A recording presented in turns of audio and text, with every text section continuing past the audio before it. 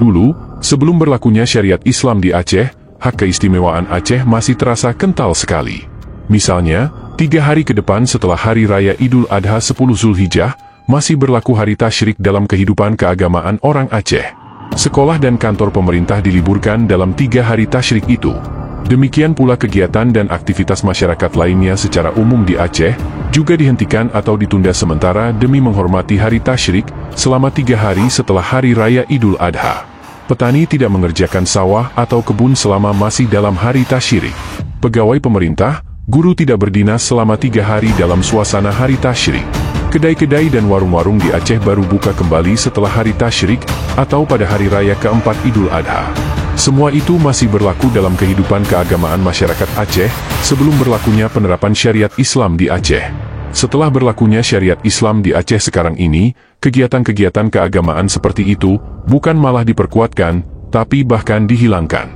Dari sisi ini, aneh memang penerapan syariat Islam di Aceh. Mulai besok hari pertama hari tasyrik, kegiatan dinas perkantoran pemerintah di Aceh sudah berdinas kembali seperti biasa. Tidak ada hari-hari tasyrik lagi di Aceh. Tak ada beda lagi daerah syariat Islam dengan daerah lainnya yang tidak menyandang daerah syariat Islam. Dalam konsep keagamaan Islam, hari tasyrik ini adalah hari-hari keagungan di sisi Allah. Makanya banyak dalil hari tasyrik ini dianjurkan untuk menghormatinya dengan kegiatan-kegiatan zikir dalam mengagungkan Allah. Boleh jadi, orang sekarang bisa berkilah. Untuk menghormati hari tasyrik ini kan tidak harus menghentikan aktivitas dan kegiatan kita.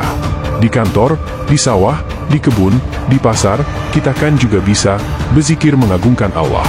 Allah itu kan maha mendengar dan maha mengetahui. Itu benar. Kalau begitu teruskan saja apa yang Anda pahami tentang penerapan syariat Islam di Aceh. Sekalipun apa Yegi sudah mengakar dalam keagamaan masyarakat Aceh harus terbuang satu persatu, termasuk bagaimana masyarakat Aceh dulu menghormati hari tasyrik selama 3 hari setelah Hari Raya Idul Adha. Lalu, apa artinya keistimewaan Aceh dalam bidang agama, adat istiadat dan pendidikan?